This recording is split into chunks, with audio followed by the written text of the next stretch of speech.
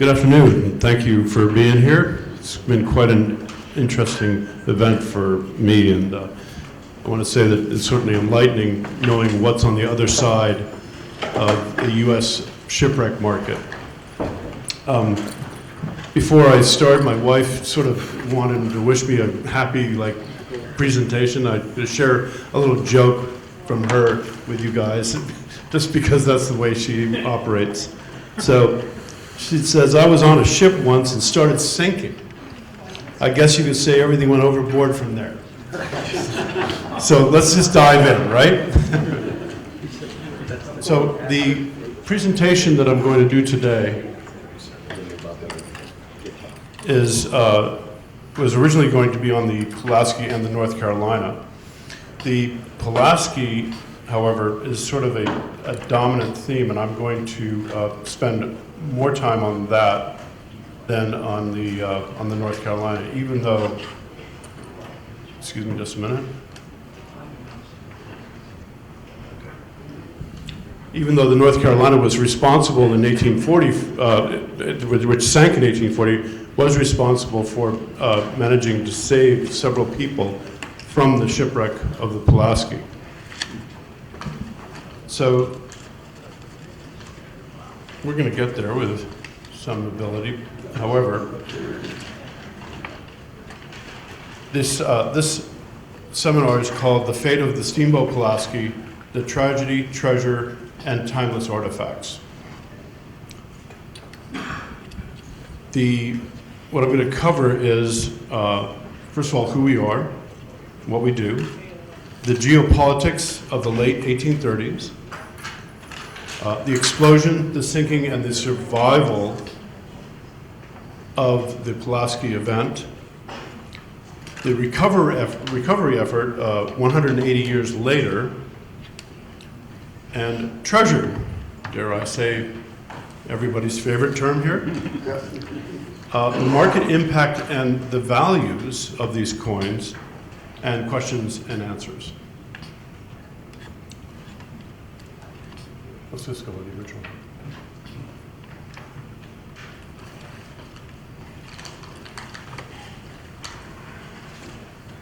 Thank you.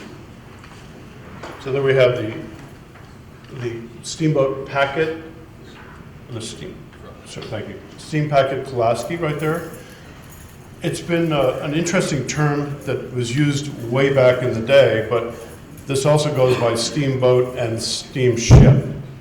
Up in the front here, I have a brass tag from the shipwreck that is actually SB Pulaski. So for sake of accuracy, we're going to talk about a steamboat instead of a steam packet or a steamship.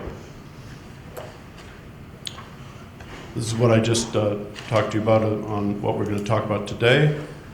This is Rarecoa's building in Willowbrook, Illinois. Rarecoa has been active in coins since 1929. Lately, it is owned by the son of Ed Milas, who many of you may know as one of the pioneers of our business in the 70s and 80s, certainly a mentor of mine in the late 80s and 90s.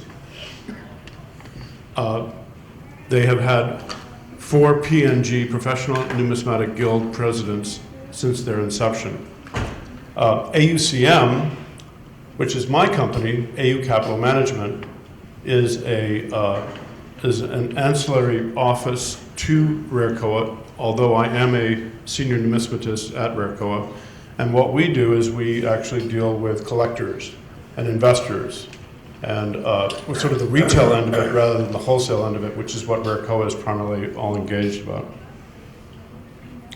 So, after the War of 1812, shipping grew significantly.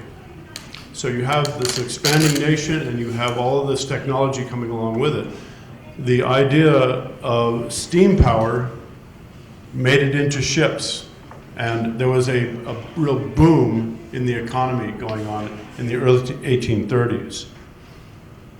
With all of this change and expansion westward, there was just a lot of movement, and something certainly was bound to happen. After the beginning of the 1830s and into 1835 and 36, you have what is now called the Panic of 1837. You had an economic boom followed by certain things that were done by the administration, Andrew Jackson's administration, to curtail specie spending. And since they were on the gold standard, all of the circulating currency had to be based upon gold and silver. So Andrew Jackson decides to shut down the second bank charter, which has a cascading effect to cause this Panic of 1837. You have the cotton prices plummeting. You have the first failures in New Orleans, but that spread to Savannah, Georgia, where the Pulaski originated from. That spread to Savannah, Georgia eventually, and you have all of this decline in real estate values. New York banks are suspending their payments. There's international pressure from Britain to charge higher interest rates or pull loans altogether. So this is the kind of environment you have while, while you have steamboats going up and down the East Coast. Under the gold standard, which is important to know, the paper currency served as a convenient substitute, redeemable for gold, and when those reserves declined, you had a real reduction in currency value. So gold in the day was largely $2.50 and $5 gold pieces. Jeff's excellent presentation just now was mentioning gold dollars and 20s. They didn't exist by the federal government until 1849 and 1850. But $2.50 and $5 gold pieces were abundant, and the classic head design, which is what you see here in $2.50 and $5 denominations, was introduced in 1834 to lower the gold standard and to create a new design. So there was a fresh infusion of gold into especially the East Coast economy that was trying to take out the older gold coins and melt them down and put them back into this because they were worth more money. Gold was being transported out of the country, recoined, and brought back into the country, just like it was doing in silver. So one of these steamboats, or steamships, was built in 1837 in Baltimore by one of the steam packet companies. And it was named after a Revolutionary War hero who fought alongside of George Washington named Casimir Pulaski. The route was primarily up and down the East Coast, Baltimore to Georgia. The primary passengers, wealthy Southern families. This ship was designed to have wealthy passengers in the stern and not so wealthy passengers in the bow, and all the rest in the lower levels. Here's what a steamship would have looked like without the side wheels. So in the cargo, right along here, you have the steerage back here. You have the wealthier right here. There was usually 2 people to a room, and there was 3 people to a room up front. Most of the wealthy would spend their time right up here, getting drunk or doing whatever, talking to the captain. You know, it wasn't a very long trip, but they still had to preoccupy themselves. Here's an interesting image taken from the internet on the steerage, and how kind of crowded that might have been. Kind of looks like an army mess, if you ask me. And then here's the salon or saloon where the first class passengers would stay, and they would just entertain themselves right below deck, the top deck. So the Pulaski set sail on Wednesday, June 13th, right about midday. This is not actually a picture of the Pulaski. Notice this is a very large side wheel here. I'm not sure if I've ever seen a ship that has that, but I use this image because this kind of exaggerates how the ship was built back in the day. So The final voyage, this is the fourth voyage, and this was the final voyage. It departed from Savannah and went into Charlestown. In Charlestown, it stayed overnight, and it took on 65 additional passengers in the morning, and then it took off. Here you see that it's going out, and it's trying to avoid Cape Fear, doesn't know anything about weather yet, and disaster strikes. According to the story, because there are survivors, they were trying to make the ship go faster when they saw the storm. They ran out of water on the starboard side, and they poured cold water into the boiler, which caused an immediate explosion. I mean, a devastating explosion. The ship was broken into 3 pieces. There was death immediately. And later on, I might show you coins that were recovered that actually have pitting or streak marks on one side of them that look like they could have been part of that disaster.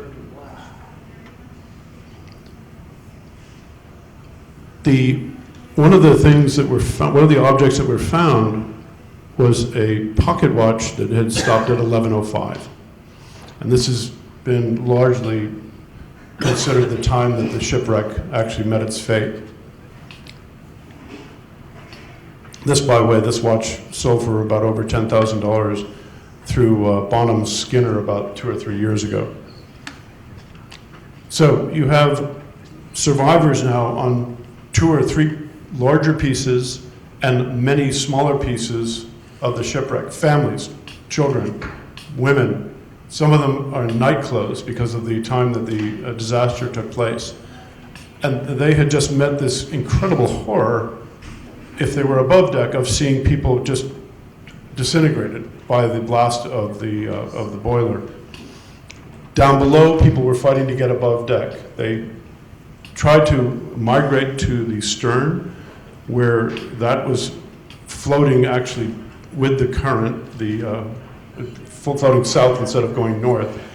And the bow was just a small piece of wreckage that barely people could hang on to. So at the end of it, 64 people survived and 128 perished.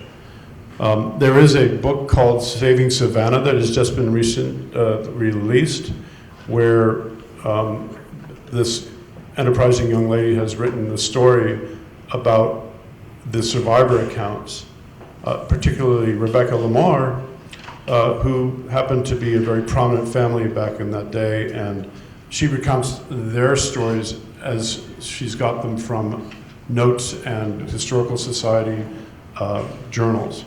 It's a very interesting read. This here, big circle, is where the original wreck site is, and the approximate rescue location of those people on the starboard is way down south. So you have a massive current.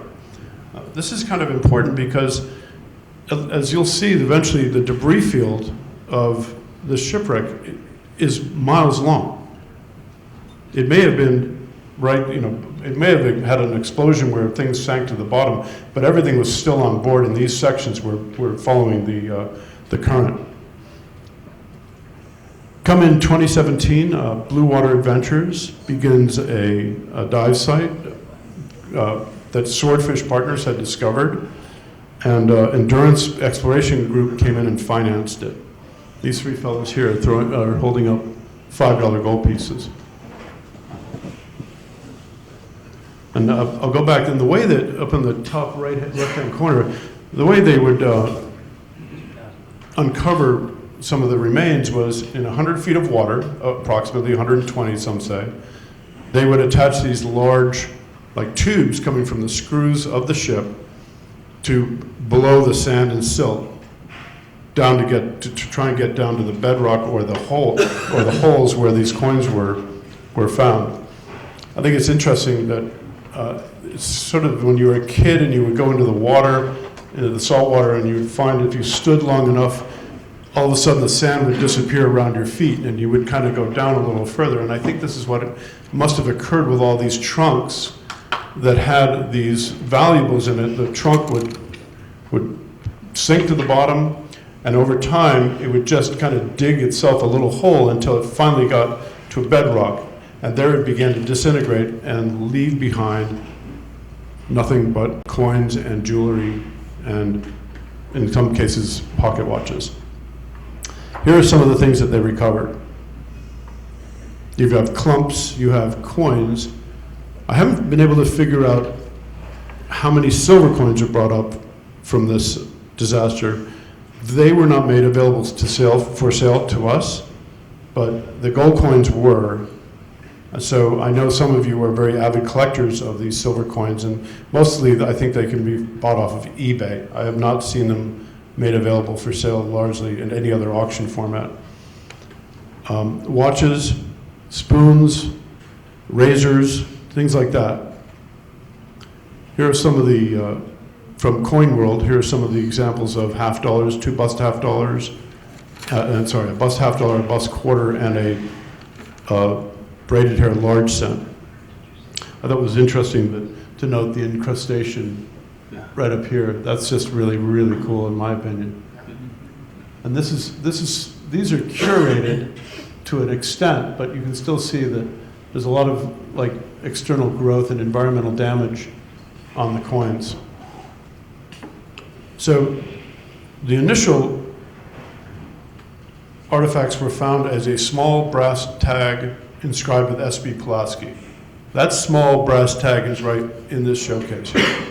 It was provided to the gentleman who financed the purchase of this group of coins as a gift. And it's number 1815, and it's like a luggage tag. And this is actually the evidence that was first uncovered that told these people that it was a Pulaski coin, a Pulaski shipwreck. So there were 3 different dives. 2018, there were 22 gold coins brought up and 24 silver in a container no bigger than a cigar levanter. 2021, 40 coins in various holes. 2025, 28 coins. So this is a very small haul. However, it's a haul of largely the same coin. And once again, personal items included engraved silverware sets, china, and candlestick holders, as well as turkey trays. Not many people in steerage had turkey trays, so these were from those who were of means. This is what the coin looked like when it was brought up. Once again, incrustation, very cool. But it had to go through Numismatic Guarantee Corporation or Numismatic Conservation Service, a subsidiary, to get it to look like that. So, I'm sorry? Or is that to go back? Yeah, here you go. So that is pretty much what they're uncovering in 120 feet of water. And this image is courtesy of the Endurance Exploration Group.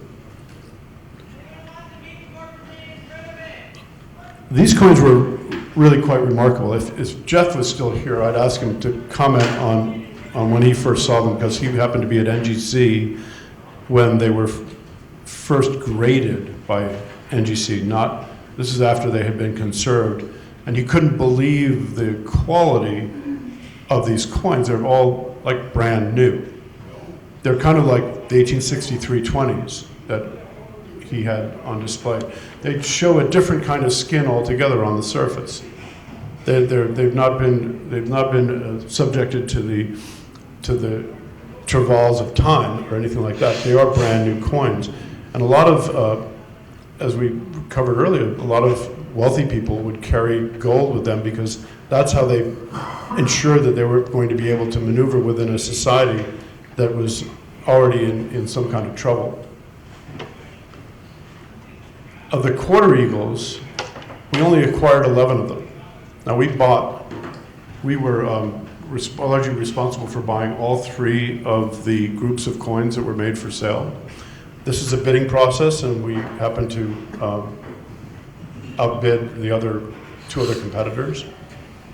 However, the quantities were small. We had 11 coins of the 2.5. You can see that there are a variety. There are different varieties of these coins for those who are very particular about the denomination. And the average grade was almost a gem 65. The average wholesale price, not the wholesale price, but the average was $44,600. Today, the MS65s are priced at nearly $60, and the MS64 is at $18,500. There are proof-likes in the condition census, and those are going to go for substantially more because they are so rare. And a proof-like, for those of you who are not familiar with the term, is like a cameo brooch. You have a very darker background with a lighter front, or lighter devices. Like the head here would be very light and frosty versus the fields around the stars, which would be black. So proof-likes are very desirable for collectors, and they usually bring multiples of the original amount of money. It also goes to prove that these coins were brand new and just freshly minted. In 1834, we have $5 gold pieces. All right, these are the first year of issue. Note some of the conservation efforts still show signs of being in the environment. 9 were acquired. You have a plain 4 variety, which is this here. And then you have a crosslet 4 variety there, which is a very rare variety. And we found two, they found 2 of them, and we purchased both of those coins. Average grade is a little lower because it's more the workhorse coin of the economy. And the condition census on this particular coin would be 66, 64 plus 64 with 3 coins. Average wholesale was 26.5, and the published prices are 47,500 and 18,500.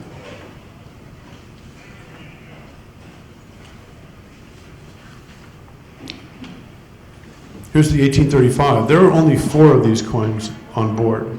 I don't know why there would be so many 1834s and then fewer 1835s, but that's just the case. And this coin pictured here is actually somewhat environmentally damaged. It does not have the patina and the luster that the rest of them, so it had to have gone through maybe time in a leather satchel or something like that in order to get that dulled finish. And I put that in there for that very reason, because it's more of an interesting coin than the others. The average grade was 62. The condition census was 63, 62, 61.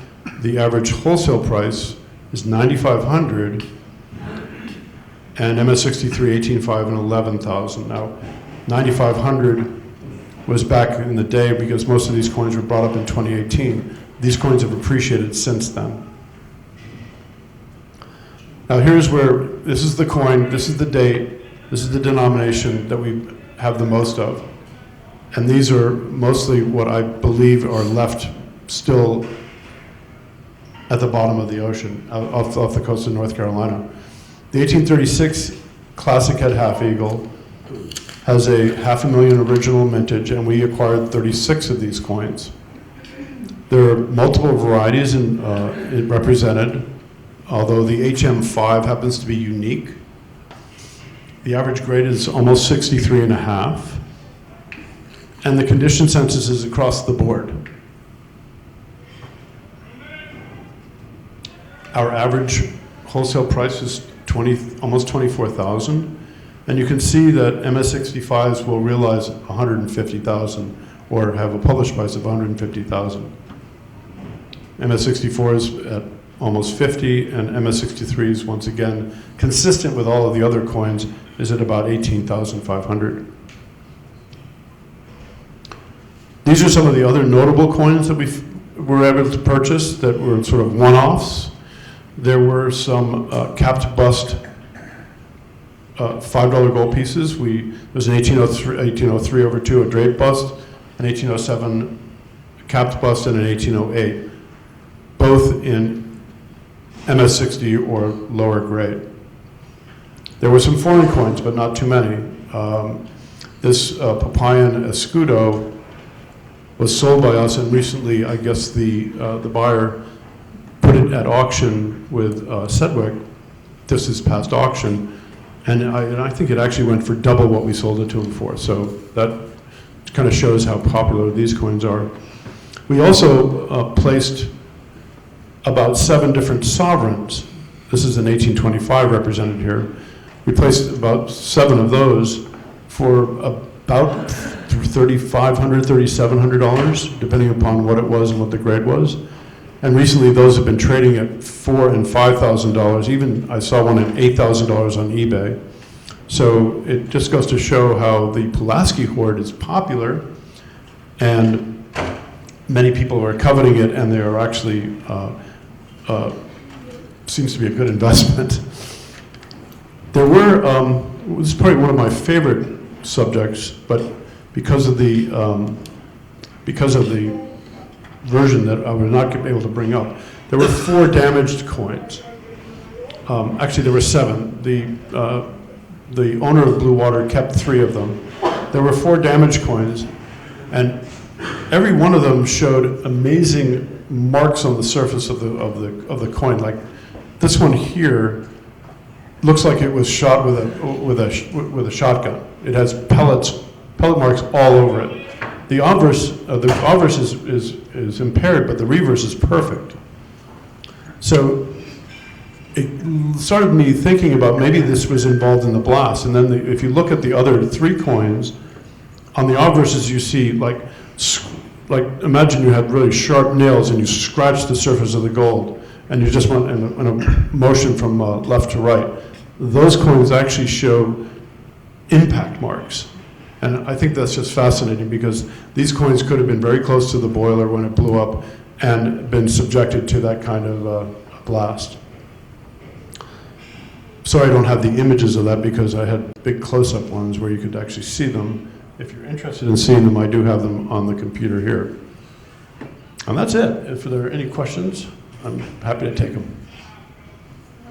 Yeah. Yep. You said they poured cold water into the boiler? Yep. Why? What was going on? Maybe missed something. That made it explode. Like it Well, caused it to Well, if explode. it was empty of water, it needed water. Yeah. Absolutely, or you'd have a different kind of disaster. And it was too But they cold. did the wrong thing and poured cold water into it, and you had immediate steam formation and explosion. So it was a bad thought. They learned, so maybe not. Well, also too, all these guys who were tenders, they had never really had a lot of experience with these steamships. Yeah. And a lot of them were drinking as well. So, you know, it's hot, let's If put I some could water just in. add one more comment about that explosion, is the Pulaski explosion in some ways inspired those who made later ocean-going steamships to build the enormous engines like the ones we saw in the Central America.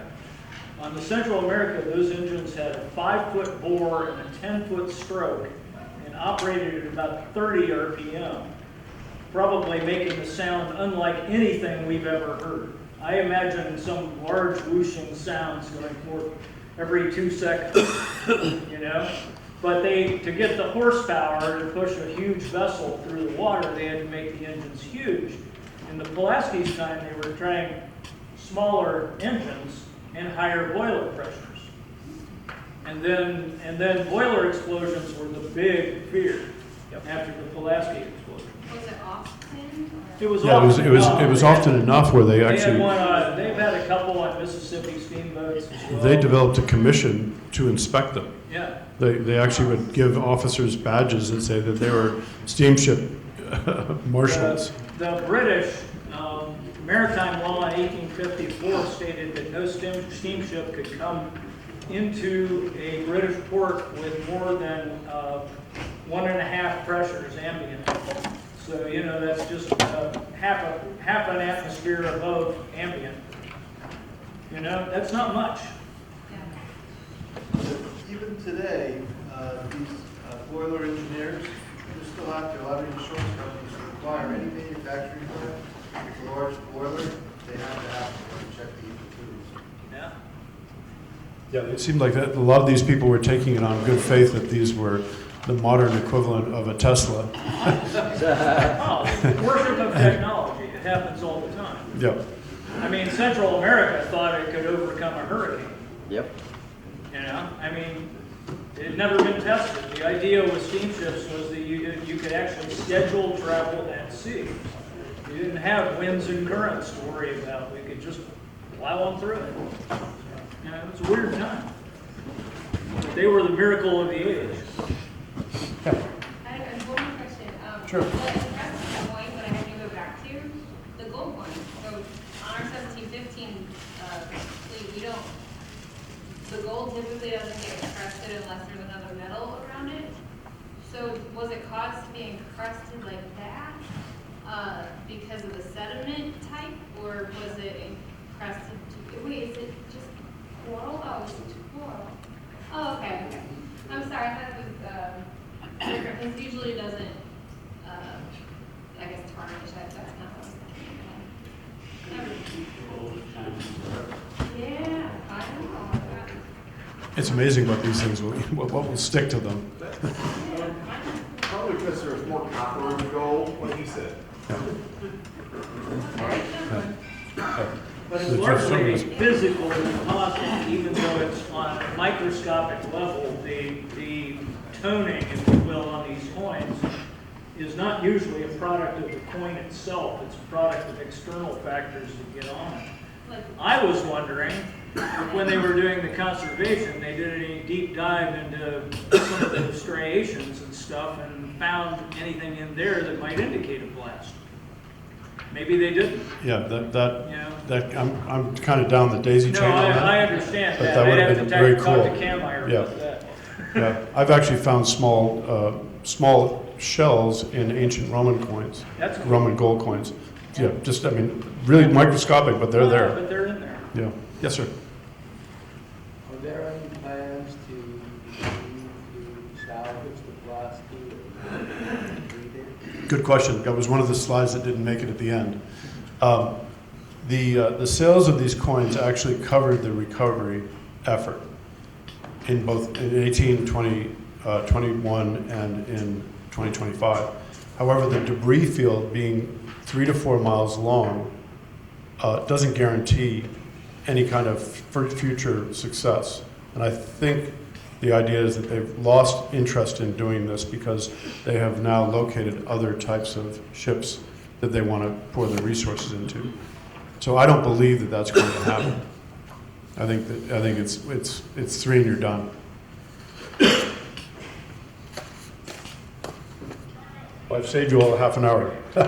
Thank you very much. Thank you.